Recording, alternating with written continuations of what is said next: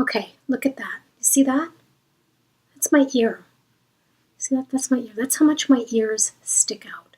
When I was a little kid, I was called Dumbo by other little kids. Kids can be so mean. Look at those. Look at that. Big, sticking out ears.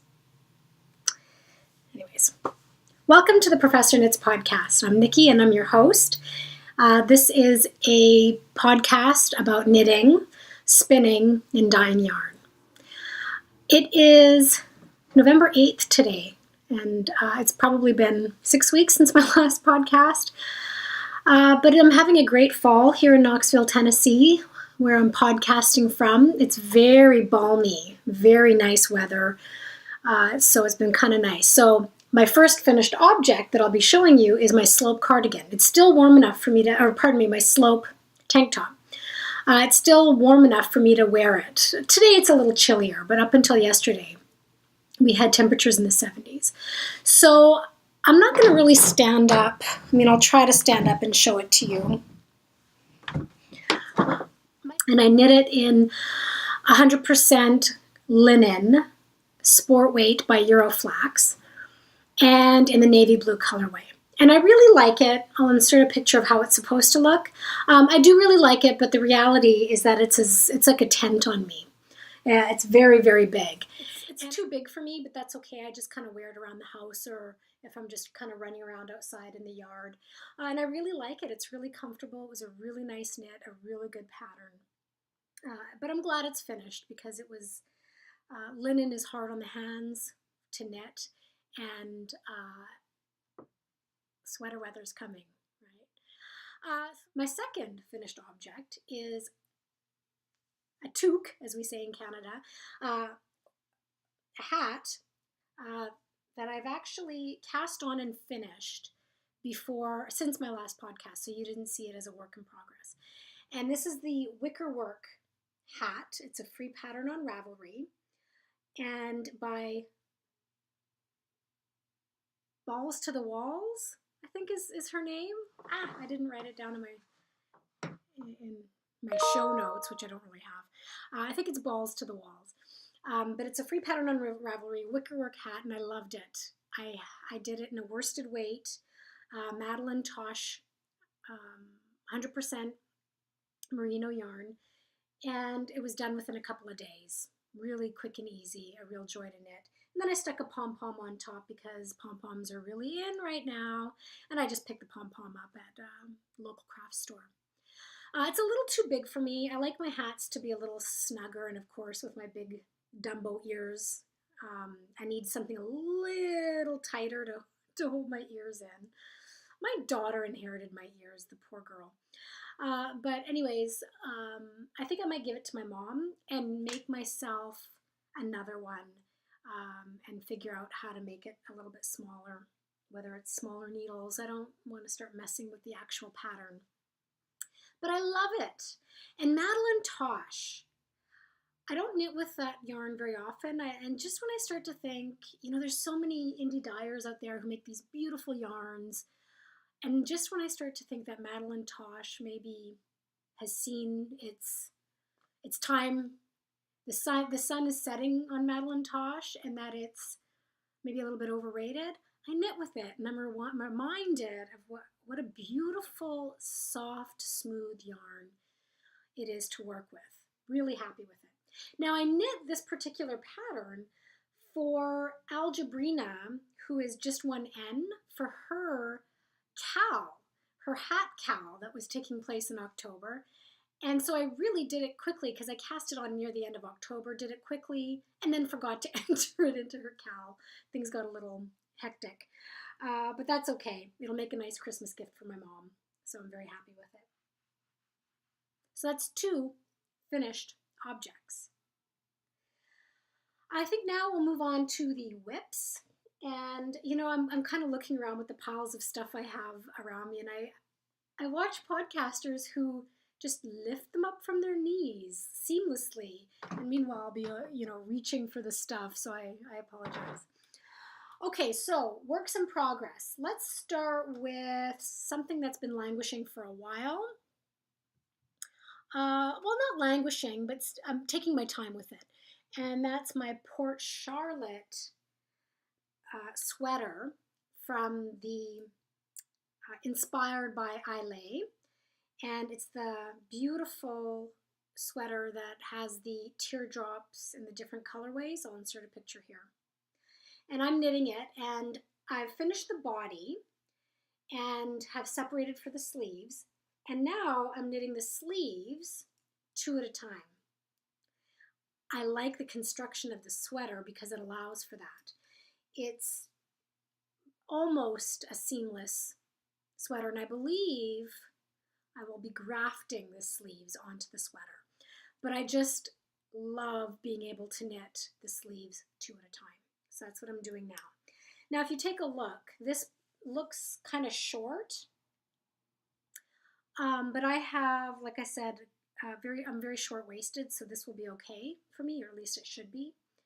And I just cannot wait to get to the color work. I still haven't chosen my colors. I will choose what the teardrops will be once I'm ready, but I have a nice selection. So the yarn I'm using is the Jamieson & Smith 2-ply jumper weight, 100% Shetland wool from the Shetland Islands. And these are 25-gram balls.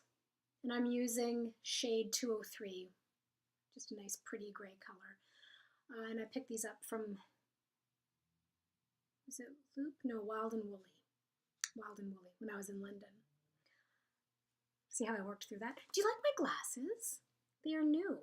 And I have to say, I'm officially old because they are progressives. They're not just reading glasses. I use them for distance while driving, mostly at night, but they're progressives. I like them though. I do plan on having a knit along for Knit My Way Through Inspired by ISLAY.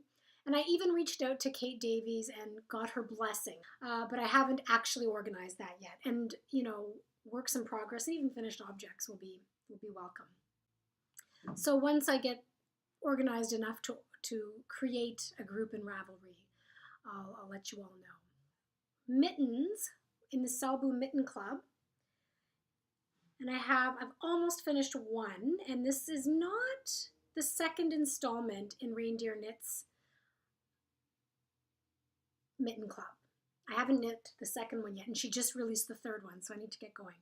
But these were the free pattern that came with the club if you bought it. Her standard SHELLIE one.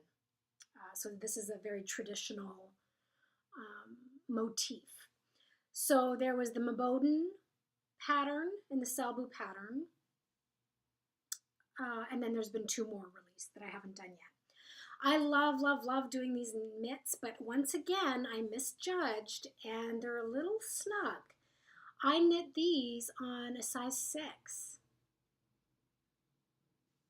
So for the next set, I guess I might have to go up to a size 7, or I just have to rethink what I'm doing in terms of the yarn choices and the needle sizes, because again, they'll be okay, they'll fit, and they'll be a little bit better of a fit than the first pair. But they're a little snug. Now, I don't know how well my lighting is, if you can see this, but it's a gorgeous yellow and purple combination. So the purple is Rowan Felted Tweed, the DK weight in one of the berry colorways. I'll put it down here. And it's a beautiful purple color, and I have a sweater's quantity of this yarn. I have more than a sweater's quantity of this yarn, and I'm just waiting for the perfect project. I keep changing my mind about what I'm going to knit with it, but it's Rowan Felted Tweed. And then the yellow contrasting color, it's a very soft, muted yellow.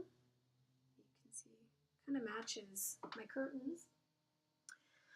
And this I picked up a couple of years ago in Leeds in Yorkshire in Northern England, when I was there for a conference, by a local dyer, MULBERRY dyer. And I think I've mentioned in other episodes, I'm a medieval historian, but I'm a social and economic medieval historian. But when you go to Leeds, which is an annual congress, annual medieval congress. They have kind of I guess kind of like a Renaissance type fair set up, a very small one. I've never actually been to a medieval or Renaissance fair, except for what they have at Leeds. And they have people there who, of course, are usually reenactors. You know, there's medieval weapons and blacksmiths, sewists, spinners, and dyers. And so this yarn, which wasn't Shetland, wasn't Corriedale. I'm going to have to look at the label and I'll put it across here. But it was a 14th century sheep breed that dates to the 14th century. And it was dyed with natural products that would have been local to 14th century Yorkshire. So it's a little taste of medieval Northern English culture. My research doesn't take me into textiles all that much, except for perhaps the economic importance of them rather than the actual production and manufacturing. So I kind of like that. I'm going to definitely be keeping these mitts because I love this purple-yellow combination. The yarn means a lot to me, and knowing that this was created by somebody who loves the Middle Ages as much as I do and recreated yarn from the 14th century. My socks. I think that I might have cast these on and almost finished them since my last podcast. And they're almost finished. I have 2 pair done, but as you can see, they're just long tubes. A couple of months ago when I was doing my June socks, and I was doing just the traditional heel flap and gusset, I was knitting them with a self-striping yarn, and of course when I did the heel, it got all weird, and I asked you all, the YouTube hive mind, to tell me what I should do to avoid that. And several of you said that the afterthought heel is a good one. Rachel over at Treehouse Knits has a really good video on how to do the afterthought heel. These on size 2.25 millimeters. And I did them one at a time, and I did them cuff down. Except for the fact that I will be now tuning into her video that goes with the pattern to learn how to do the afterthought heel. And honestly, I'm just being lazy about it because I've done the easy part, and I'm a little nervous about cutting my knitting. I've never steeked, I've never cut my knitting, and that's the way that her tutorial teaches you. So I'm a little nervous about it, but I will get around to it soon because I think I might be sending these to my sister for her birthday, or her birthday's coming up, maybe Christmas. I'll send them to my sister. She's been waiting for a pair of hand-knit socks for several months now. Now I have to say I loved this style because you just cast on and you knit and you knit and you knit, and you don't have to think about it until it's time to do the toe decreases. You don't really have to pay that much attention because if you knit them a little long, that's okay. I don't mind a longer sock. And it's a 64 stitch count, pardon me. And the yarn is the Lang SHAWL yarn. And what I really like about this yarn, as I lean over, this is what I have left, is you get a little spool of the reinforcing thread that matches, so you can reinforce the toe and the heel. And you can't even tell. It was really nice. So I've only done the toe, obviously, and I'll just turn them inside out. And you can't even really tell, but we know that it's reinforced. Next step is to cut in the heels. Let's hope that for the next podcast, these are done. Okay. My fourth, I have 5 works in progress. My fourth work in progress is, again, a new cast-on, and it is the boy sweater. I'll put a picture here. And I was watching the Girls from the Yarn Cafe. I was watching one of their recent episodes, and she had the boy sweater as a finished object, and I fell in love with it, and I decided I had to knit it for my son. So I've just started. And this is the shawl collar, and I'm about to separate for the sleeves, and I have them off the needles right now. I needed the needles for something else. And the yarn I'm using is a nice affordable yarn, the Patton's Classic Wool Worsted Weight in the slate, or it's called the dark gray mix.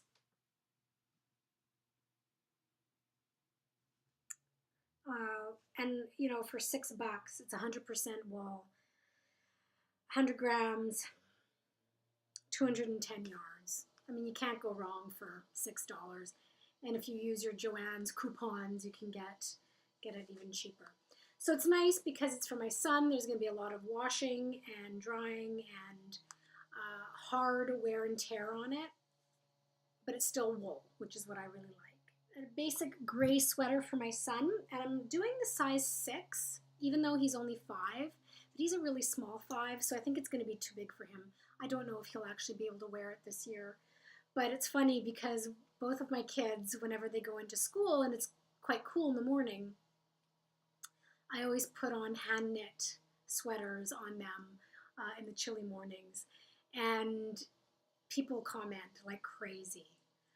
Oh, is that another handmade sweater? And I'm not the one who's made all of them. My aunt, who is a heroic knitter, has made quite a few of them. But it's a lot of fun to get that acknowledgement. And I always have my hand knit socks on, peeking out over top of my boots, and people always comment. So it's kind of nice to have that kind of recognition. I think it'll look quite nice on him. Okay, and my final work in progress, my 5th one, is one that I started, pardon me, I started when I was in London, and this is the Sorrento shawl by Fairy Little, or MARSHA Ibuki, I think her last name is. But she's another podcaster, a Canadian podcaster. And I started the shawl when I was in London, and I just struggled with it. I had to tear it back so many times. And I finally figured out what I was doing wrong, so I picked it up again, tore back to where I knew I hadn't made any mistakes, and I've been going great blazes on it ever since. So it's a really nice big crescent-shaped shawl. Not a lot of people have cast it on, and you should. It's a really nice, it's not mindless, you have to pay attention, but it's a fairly straightforward pattern. For me, which, despite the problems I had with the lace section, and I figured out what I was doing wrong, and it was completely my own fault. But I really like it. I'm more than halfway through. Some beautiful pink and gray colorways. I highly suggest this knit, and I think I'm going to be giving this to my mom for Christmas as well. I've shown it to her to see if she, over FaceTime, to see if she likes the colors, because she told me she wanted a gray and pink. Shawl. She likes it in person. She's coming to visit for Christmas. If she likes it in person, then she can have it. If not, I'll let her pick something else I've knit, because I want to knit. I have a couple more ideas for some shawls. Well, the gray yarn, it's all fingering weight, 25% nylon, 75% yarn. And the gray is my own color that I dyed, my asphalt colorway. The solid pink is Hue Loco, her Phyllis sock, in the blush colorway. And the speckled yarn is Hedgehog Fibers in their Artifact colorway. And this colorway is a very, very beigey light colorway with tons and tons of different colored speckles. But to me, the pink speckles stood out the most, so I thought I would match the best. And that should be finished soon as well. I've got 3. The first one was a gift given to me by my friend Meredith for my birthday. Since I've last podcasted, I had my birthday. Getting older. So for my 43rd birthday, I got myself my progressive glasses. I have no problem telling people how old I am. I think it's good to get older, except for things like failing eyes. But she gave me this beautiful MCN base that she picked up off from Knitting in France, who has an Etsy shop. But it's this beautiful MCN base, 80-10-10, 100 grams, 400 meters. her cash sock. The colorway, there isn't one. This beautiful sky blue and white. Very, very soft. It's going to definitely have to be a shawl. So that was one. A second one is, okay, so I love Leslie and Michelle from the Naughty Knitwits. I like how non-performative they are. They're so casual and funny, and they've got such, you know, I really, really like their podcast. And they are constantly talking about Barnyard knits, so I decided I would pick one up. And oh my gosh, it's beautiful. Barnyard knits, a walk in the woods colorway, 75 superwash merino, 25% nylon, 463 yards, very generous, in 100 grams. And look at this. Look at those beautiful tealy greens and browns and mossy greens. Just love it. And with it, she sent a complimentary stitch marker. And I love it when dyers do that. It's a moose. At least I think it's a moose. Yeah. It's a moose, which is perfect since I'm Canadian and we've got a lot of mooses where I'm from. Isn't that cute? I love it when dyers do this because, you know, very successful business owners always say the same thing, right? You have to delight your customer. You don't want them to just be satisfied. You want to delight them. And that's why when people order yarn from me, I like to include little extras, right? Whether it's a little stitch marker or extra mini skein or anything like that, trying to delight somebody rather than just satisfy them. And she delighted me by doing that. And I've ordered a lot of yarn, and not a lot of dyers and small business owners do it. So I really, really appreciate that she does. So Barnyard Knits, the girls over at Naughty Knitwits, they know. I think this came from Pennsylvania. I can't remember. I'll have to look. Now my third acquisition, and these were all things well, except for the birthday gift, these are all things I bought myself. I took my son out to the aquarium out in Gatlinburg last week. And it's an amazing, amazing aquarium. And the Smoky Mountain Spinnery is probably my favorite wool shop in East Tennessee. It's not exactly local because it's about an hour's drive away. Local enough, but I don't go out to Gatlinburg or Pigeon Forge very often. For those of you who are from the area, you know it's a tourist trappy eyesore. And we only go to the aquarium or if we're passing through to get into the mountains to go camping, because it's really kitschy and tacky. I guess it's a lot of fun for kids. But anyways, I stopped in since we were in Gatlinburg. And I picked up some alpaca socks. I've never knit socks with alpaca. And that's the name of the company, Alpaca Socks. And the count is 60% alpaca, 20% merino, 20% nylon, 450 yards and 100 grams. This is a really nice blue and green variegated colorway. And I cannot wait. I'm torn between casting them on for myself or knitting a pair of socks for my husband. He has told me repeatedly, don't bother knitting me socks, I won't wear them. I think I've said this before, my husband isn't knit worthy. It breaks my heart. I do have a sweater languishing for him. And I think that if I knit him a scarf or fingerless gloves, he would probably wear them. But he says don't bother, not because he doesn't appreciate it, but because he will wear a hole in them faster than, like the man buys more pairs of shoes than I've ever seen because he wears his shoes out so fast, like within 6 months. He's got, maybe it's his gait, I don't know. But he's nervous, I guess. Not nervous, but he just doesn't want to see me put all this time and effort and love into something that he's going to ruin very quickly. I appreciate that. So I guess maybe he is knit worthy. I don't know. It's hard to say. The jury is still definitely out on that one. So I think I might just knit for myself.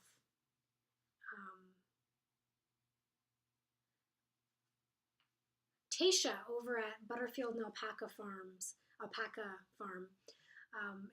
she raises alpacas and she swears by alpaca socks. So I might have to give it a try. And I'm telling you, now that I've been knitting a pair of socks every month, although I'm behind a month, the pair that I showed you were from August, so September. I'm really behind. But I have 5 or 6 different pairs now, and I wear them all the time. And I do throw them in the washing machine in cold water, and I lay them flat to dry, and I haven't had any problems. But they're all superwash sock yarn. So with this one, I probably wouldn't throw them in the washing machine. So I treated myself. Not very expensive. It was only $20. So that's not bad for hand-dyed sock yarn with alpaca in it. So I'm looking forward to casting these on. Let's talk now a little bit about spinning. Well, first of all, I'll mention that a couple of weeks ago, I went to the Southeastern Animal Fiber Fair in Asheville, North Carolina, which is about a 2-hour drive from here. And I was really hoping to meet up, or at least stalk down and befriend in person Maria from Ninja Chickens, because she's from Asheville and I knew she was going to be there. I don't think we ended up going on the same day. But anyways, if you haven't heard of the Southeastern Animal Fiber Fair, good, because it's the best kept secret, I think, in the southeastern U.S. It is an amazing fiber fair, but nobody knows about it. It's a really large one. There's several barns with vendors. There's lots of animals and so on and so forth. But nobody knows about it. So there's a lot of people who go, a lot of local people who go, but it's not swamped. You know, you can shop with relative ease, although it was pretty hard to get anywhere near the Miss Babs yarn booth. But you can, you know, there's not long lineups. There's not any sort of mobbing, like Etsy updates, as the Grocery Girls calls that mentality. And what is also nice about it is that there's no celebrity there.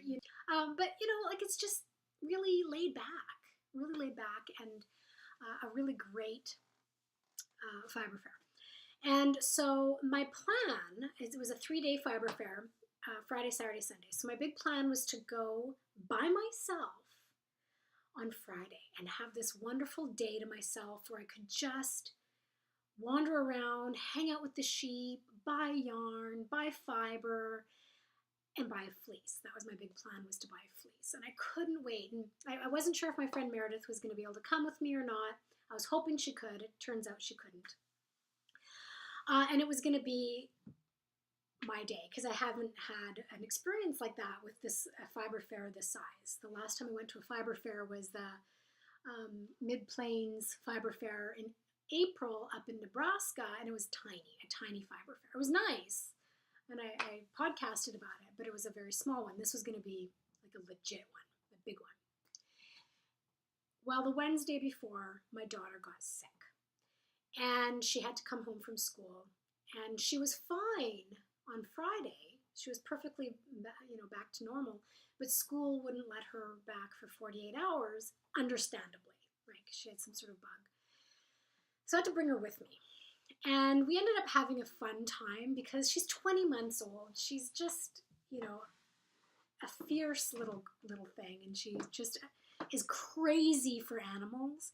So we ended up having a lovely time playing with the Angora bunnies and looking at all the different sheep breeds. But it was really almost impossible for me to enjoy the marketplace. Because with her stroller, I either couldn't get into a booth because the booths were too small and I didn't want to knock over anything. Or the minute I stopped strolling with her, she would start to yank at yarn or cry or something, or we'd run into people. And I felt like, oh, I'm not going to get all the shopping done. But that's okay. She probably saved me a lot of money. And so what I did do is we went to the fleece sale, because that was in the morning. We had just gotten there. Like I said, it was a 2-hour drive. We had just gotten there. She was happy to get out of the car. She was excited to be looking around. And we went to the fleece sale that started at 11. And I picked up a fleece. I'll insert a picture here. 7 pounds of Romney fibery goodness.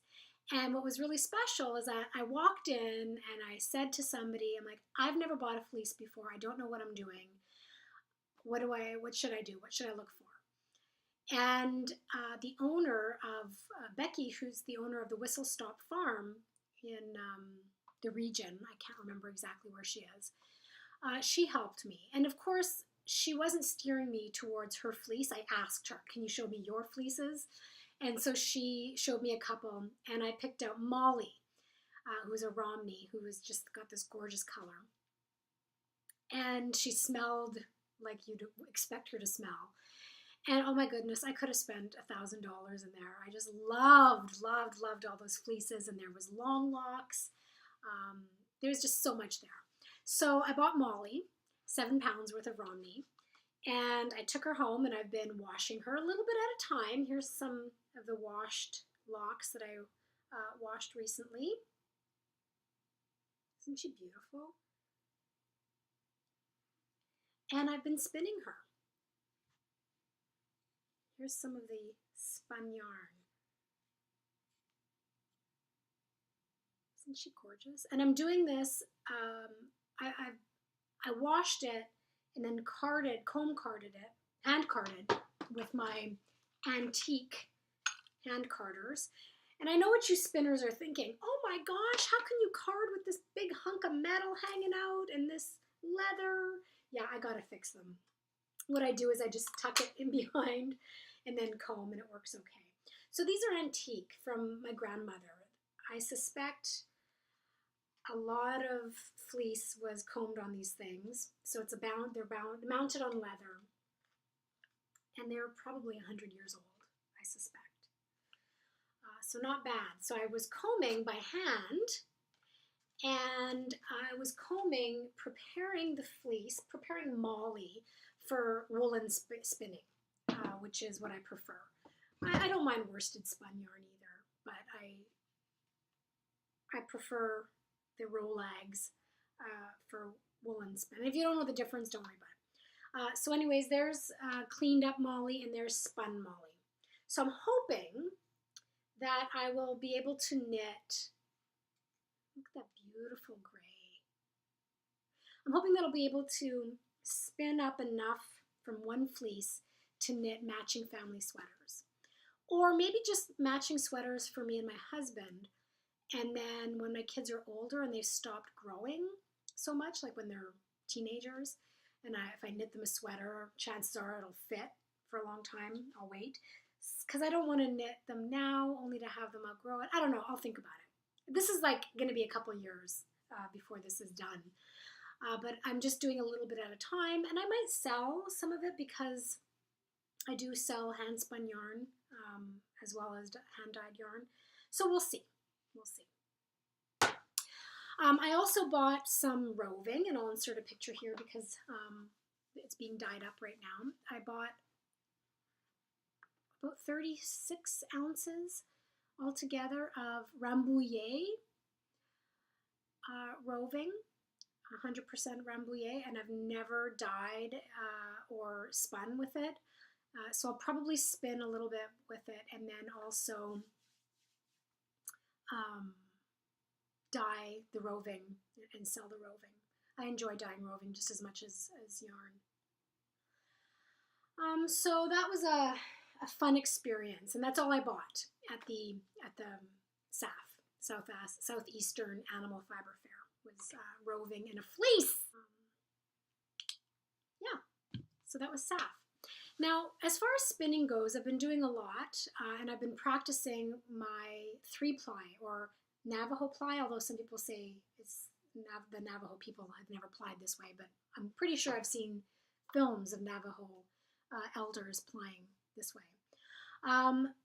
So what I did is I began my practice plying with some Swedish Oost yarn that came with my kit for the Elizabeth Zimmerman baby surprise jacket, which I still haven't knit.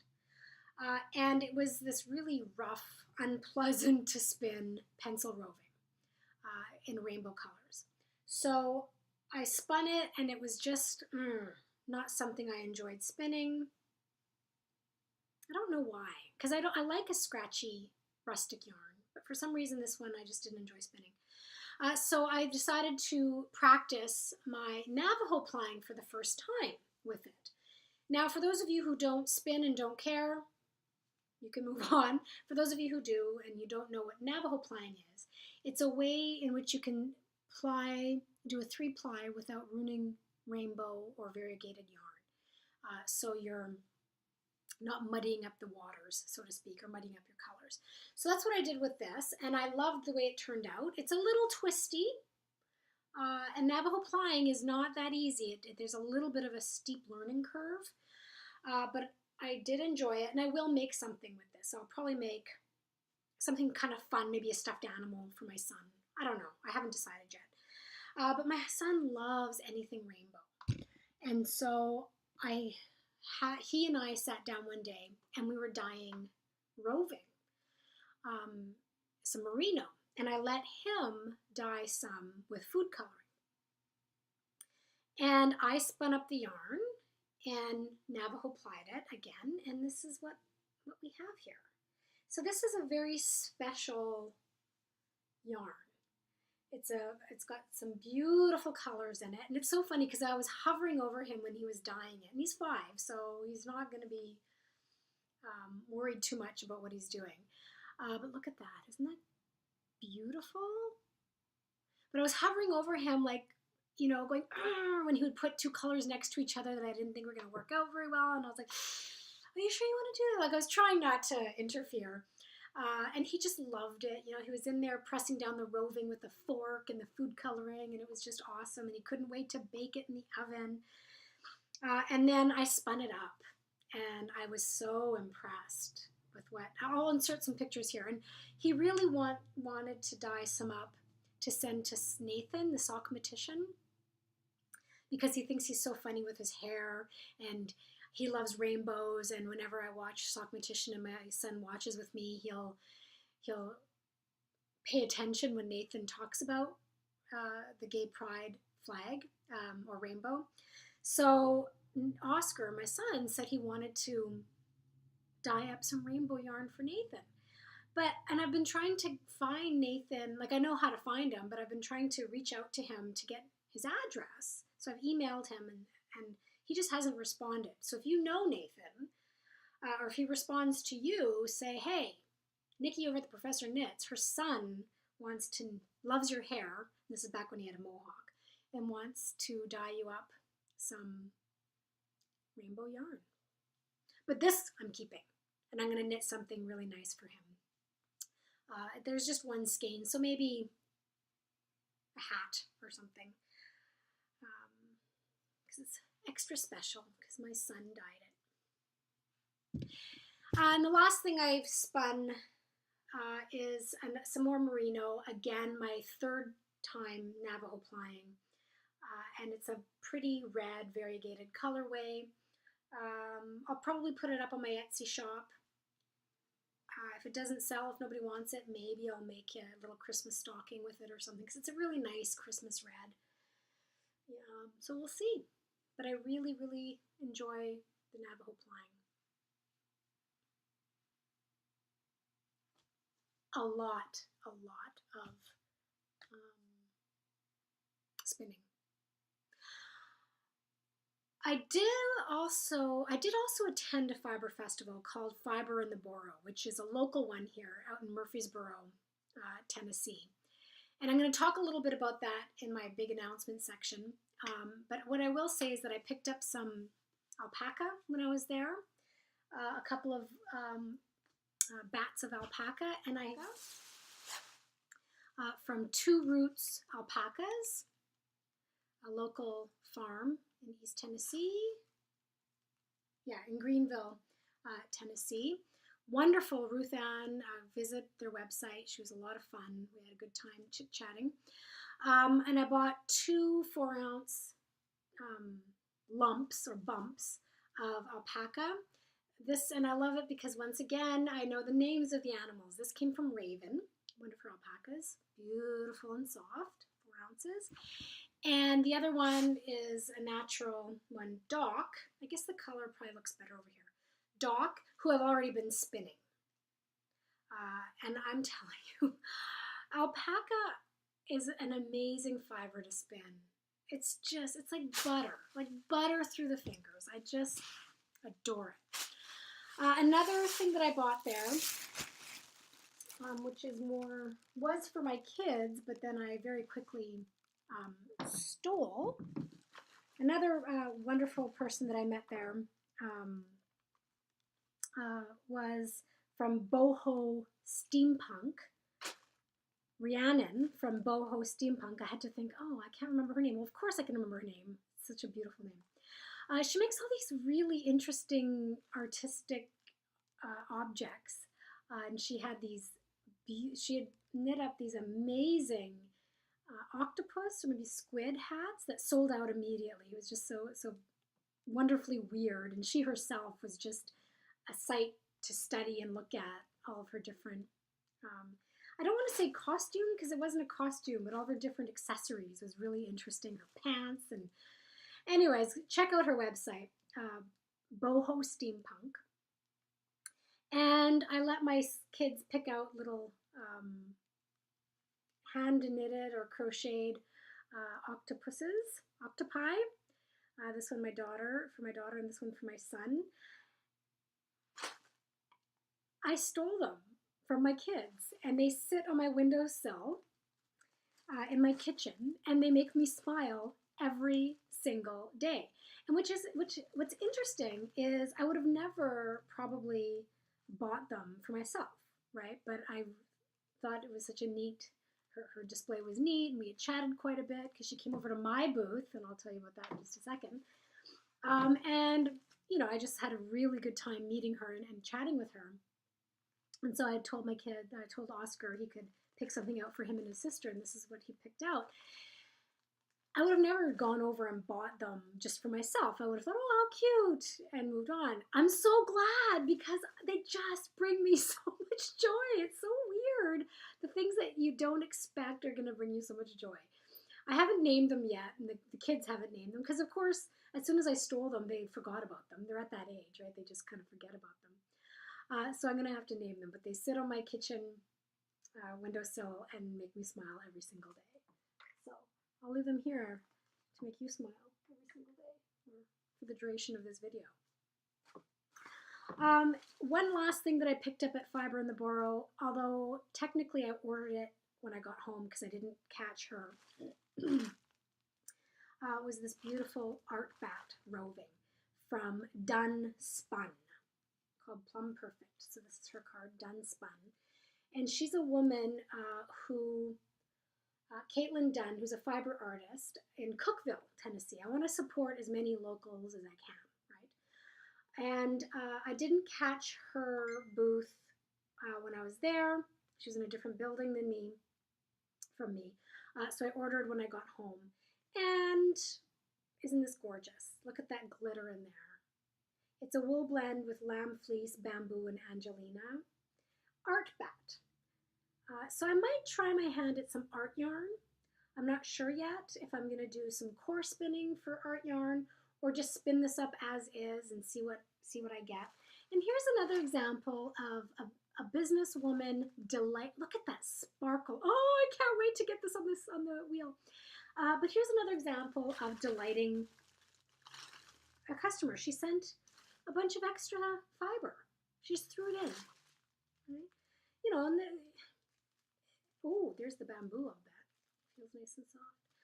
And I like that. And it came in a much nicer package than this. I accidentally tore it. And, you know, she had a really nice handwritten note in there. And I just really appreciate those fine touches, the extra detail to show appreciation. So, yes. Okay, so here's the big news. I was a vendor at Fiber in the Borough. I have branded my yarn company, and I've chosen the name Medusa Yarn and Fiber because, well, I'm a medieval historian, as I've mentioned, but I started out as a classics major, and then eventually, after going on an archaeological dig in North Africa, which is a whole other story, I realized I didn't want to be an archaeologist, and I preferred medieval. So I became a medievalist instead and minored in classics. So I've always had a real attraction to classical mythology, and so I've decided to name my yarn company Medusa Yarn and Fiber. And I thought, I have a logo, although it's not finished yet. I'm working with an artist, Elizabeth Kidder, local artist. And this is what we've come up with so far, but we're not done yet. Isn't that amazing? I really have to get a better gig going here in terms of my lighting. But it's the M obviously represents Medusa. The hair, she's got knitting needles. I'll explain the hand in just a second. But the hair, the snakes, is yarn, of course. And this is the first mock-up. This isn't done yet, but it's all I have for now. She's a very busy artist, very, very good artist. And if you see the hand with knitting needles in it, I don't know, for those of you who know a lot of the classical mythological artifacts, Perseus, of course, famously slayed Medusa, who usually, I mean, I'm not going to get into the whole story, but the most famous iconic image of Medusa and Perseus is Perseus standing there with his winged helmet, maybe I'll insert a picture here, holding up the severed head of the slain Medusa. Now, it's a pretty iconic figure, but it's not quite the image I'm going for. I think of Medusa as not a slain, tragic figure, but a very powerful woman who had a kind of a tragic life. And so I didn't really want to have her Perseus involved at all, right? This is about yarn, it's about women. It's just about yarn, really. So I decided just to go with the hand to represent, to sort of give a nod to the, why am I having such a hard time with this? I'll insert a picture. I need to get better light. Sort of the hand represents the homage to the iconic statue, but it's my own interpretation and spin on Medusa. So this is, like I said, the first pass. She will be colored. There's going to be color added and a few new details coming. Once that comes, I'll show you guys. So it does say medusayarn.com. There is a website, medusayarn.com, but I haven't worked on it yet. But there's a link there to my Etsy shop, which has now been renamed Medusa Yarn and Fiber. So I've got a lot of yarn, and I decided, oh, what am I going to do with all this yarn that I love, that's so great? And I thought, I'm just going to go to a fiber festival and try to sell it. And it wasn't that expensive to be a vendor. The kids came, my husband came, we made a day of it and had a lot of fun. It was a one day. And I sold a lot of yarn. I more than made up for my expenses to go to the fiber festival and then some.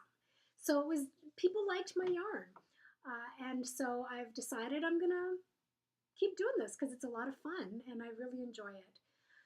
My aim is to eventually only buy from local mills and have locally sourced yarns, but as I'm just starting out, that's not the case. But I do have hand-dyed yarn. It's all hand-dyed by me. I have hand-dyed fiber and hand-dyed fiber that I've spun. So hand-dyed and hand-spun yarn for sale. Medusa Yarn and Fiber at Etsy or medusayarn.com. So if you're interested, check it out. And I'll try my best to delight you as my customer. I think that I'm going to leave it at that. This has been a rather long episode by my standards. So have a good day. Hopefully we'll get this posted and uploaded to YouTube today, if not tomorrow. and I look forward to seeing you all again soon. Get your knit on.